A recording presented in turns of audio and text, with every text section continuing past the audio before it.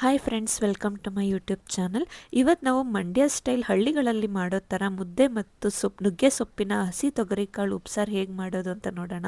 ಅದರಲ್ಲೂ ಈ ಹಸಿ ಕಾಳು ಸಿಗೋ ಸೀಸನ್ನಲ್ಲಂತೂ ಈ ಥರ ಮುದ್ದೆ ಮತ್ತು ಉಪ್ಸಾರು ಮಾಡ್ಕೊಂಡು ತಿಂತಾಯಿದ್ರೆ ಆಹಾ, ಅದರ ರುಚಿನೇ ಬೇರೆ. ಈ ಚಳಿಗಾಲದಲ್ಲಿ ಅಥವಾ ಮಳೆಗಾಲದಲ್ಲಿ ಈ ಥರ ಬಿಸಿ ಬಿಸಿ ಮುದ್ದೆ ಉಪ್ಸಾರು ಜೊತೆ ಸೊಪ್ಪಿನ ಪಲ್ಯ ಎಷ್ಟು ಚೆನ್ನಾಗಿರುತ್ತೆ ಅಂದರೆ ಸ್ವರ್ಗ ಅಂತಲೇ ಹೇಳ್ಬೋದು. ಬನ್ನಿ ಹೇಗೆ ಮಾಡೋದು ನೋಡೋಣ. ಮೊದಲು ಒಂದು ಕುಕ್ಕರ್ಗೆ ಹಸಿ ತೊಗರಿಕಾಳು ಮತ್ತು ಅವರೆಕಾಳನ್ನ ಹಾಕೋತಾ ಇದ್ದೀನಿ. ಸಾರು ಸ್ವಲ್ಪ ಗಟ್ಟಿ ಬರಲಿ ಅಂತ ತೊಗರಿಬೇಳೆ ಮತ್ತು ಹಸಿರು ಕಾಳನ್ನು ಸಹ ಸೇರಿಸ್ಕೊತಾ ಇದ್ದೀನಿ. ಇದನ್ನು ಒಂದು ಗ್ಲಾಸ್ ನೀರು ಹಾಕ್ಕೊಂಡು ಚೆನ್ನಾಗಿ ತೊಳ್ಕೊತಾ ಇದ್ದೀನಿ.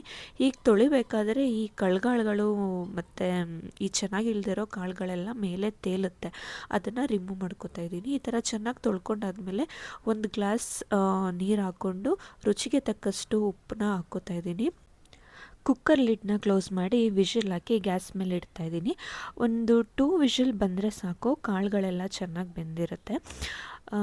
2 ವಿಷಲ್ ಬಂದಾದಮೇಲೆ ನಾನು ಕುಕ್ಕರ್ ಲಿಡ್ನ ತೆಗೆದು ನೋಡ್ತಾಯಿದ್ದೀನಿ, ಕಾಳುಗಳೆಲ್ಲ ಚೆನ್ನಾಗಿ ಬೆಂದಿದೆ. ಸೊ ಈಗ ಉಪ್ಸಾರಿನ ಜೊತೆಗೆ ಉಪ್ಸಾರಿನ ಖಾರ ಇಲ್ಲದೆ ಇದ್ದರೆ ಉಪ್ಸಾರು ತಿನ್ನೋದಕ್ಕಾಗತ್ತಾ? ಸೊ ಈಗ ಉಪ್ಸಾರಿನ ಖಾರ ಹೇಗೆ ಮಾಡೋದು ನೋಡೋಣ ಬನ್ನಿ. ಒಂದು ಪ್ಯಾನ್ಗೆ ನಾನು ಒಣಮೆಣ್ಸಿನ್ಕಾಯಿನ ಹಾಕ್ಕೊಂಡು ಒಂದು 2 ಮಿನಿಟ್ಸ್ ಅದನ್ನು ಸ್ವಲ್ಪ ಹುರ್ಕೋತಾ ಇದ್ದೀನಿ. ಅದು ಸ್ವಲ್ಪ ತಣ್ಣಗಾದಮೇಲೆ ಮಿಕ್ಸಿ ಜಾರ್ಗೆ ಆ ಒಣಮೆಣ್ಸಿನ್ಕಾಯಿನ ಹಾಕೋಬೇಕು. ಇದ್ರ ಜೊತೆಗೆ ಕಾಳು ಮೆಣಸು, ಜೀರಿಗೆ, ಬೆಳ್ಳುಳ್ಳಿ, ರುಚಿಗೆ ತಕ್ಕಷ್ಟು ಉಪ್ಪು ಮತ್ತು ಸ್ವಲ್ಪ ಹುಣಸೆಹಣ್ಣು ಹಾಕ್ಕೋತಾ ಇದ್ದೀನಿ.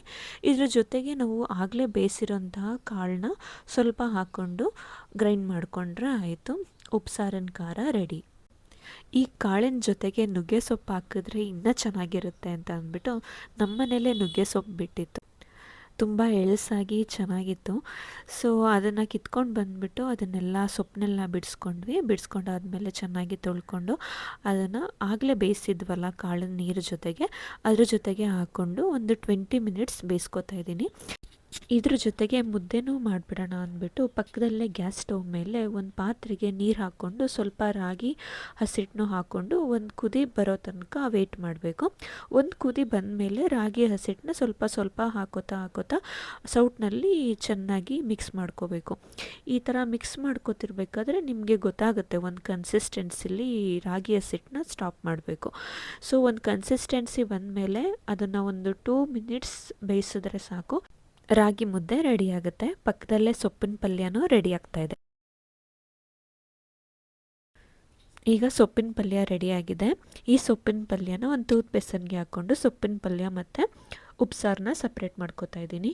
ಈಗ ಈ ಸೊಪ್ಪಿನ ಪಲ್ಯಗೆ ಒಗ್ಗರಣೆ ಹಾಕಬೇಕು. ಒಂದು ಪಾತ್ರೆಗೆ ಎಣ್ಣೆ, ಒಣಮೆಣ್ಸಿನ್ಕಾಯಿ ಮತ್ತು ಕಟ್ ಮಾಡಿರೋಂಥ ಈರುಳ್ಳಿನ ಹಾಕ್ಕೊಂಡು ಚೆನ್ನಾಗಿ ಬಾಡಿಸ್ಕೋಬೇಕು. ಇದಾದಮೇಲೆ ಸೊಪ್ಪಿನ ಪಲ್ಯನ ಹಾಕ್ಕೊಂಡು ಒಂದು 2 ಮಿನಿಟ್ಸ್ ಇದನ್ನು ಬಾಡಿಸ್ಕೊಂಡ್ರೆ ಆಯಿತು, ಸೊಪ್ಪಿನ ಪಲ್ಯ ರೆಡಿ ಆಗುತ್ತೆ. ಇಲ್ಲಿ ಮುದ್ದೆನೂ ಕೂಡ ರೆಡಿಯಾಗಿದೆ. ಸೊ ಈಗ ರೆಡಿಯಾಗಿರೋ ಮುದ್ದೆನ ಸೌಟಲ್ಲಿ ಸ್ವಲ್ಪ ತಗೊಂಡು ಒಂದು ಪ್ಲೇಟ್ಗೆ ಹಾಕ್ಕೊಂಡು ಮುದ್ದೆನ ಚೆನ್ನಾಗಿ ರೌಂಡ್ ಶೇಪ್ ಬರೋ ಥರ ಮುದ್ದೆನ ಒಂದು ಸ್ವಲ್ಪ, ಅದು ಬಿಸಿ ಇರುತ್ತೆ, ಸೊ ಆ ಬಿಸಿ ಇರೋದಕ್ಕೆ ಕೈಯಲ್ಲಿ ಕಟ್ಟೋದಕ್ಕೆ ಹಿಂಸೆ ಆಗುತ್ತೆ, ಸ್ವಲ್ಪ ಅಲ್ಲಲ್ಲೇ ನೀರು ಹಚ್ಕೊಂಡು ಫಾಸ್ಟಾಗಿ ಕಟ್ಬಿಡಬೇಕು ಮುದ್ದೆನ. ಈಗ ಬಿಸಿ ಬಿಸಿ ಮುದ್ದೆನೂ ಕೂಡ ರೆಡಿಯಾಗಿದೆ. ಈ ಚಳಿಗಾಲದಲ್ಲಿ ಈ ಥರ ಬಿಸಿ ಬಿಸಿ ಮುದ್ದೆ ಉಪ್ಸಾರು ಮಾಡ್ಕೊಂಡು ತಿಂತಾಯಿದ್ರೆ ಎಷ್ಟು ಚೆನ್ನಾಗಿರುತ್ತಲ್ವ. ನೀವು ಒಂದು ಸಲ ಮನೇಲಿ ಟ್ರೈ ಮಾಡಿ ಮತ್ತು ಹೇಗಿತ್ತು ಅಂತ ಅಂದ್ಬಿಟ್ಟು ಹೇಳಿ. ನಿಮಗೂ ಈ ವಿಡಿಯೋ ಇಷ್ಟ ಆಗಿದ್ದರೆ ಲೈಕ್ ಮಾಡಿ, ಶೇರ್ ಮಾಡಿ ಮತ್ತು ಸಬ್ಸ್ಕ್ರೈಬ್ ಮಾಡ್ಕೊಳ್ಳಿ. Thank you for watching.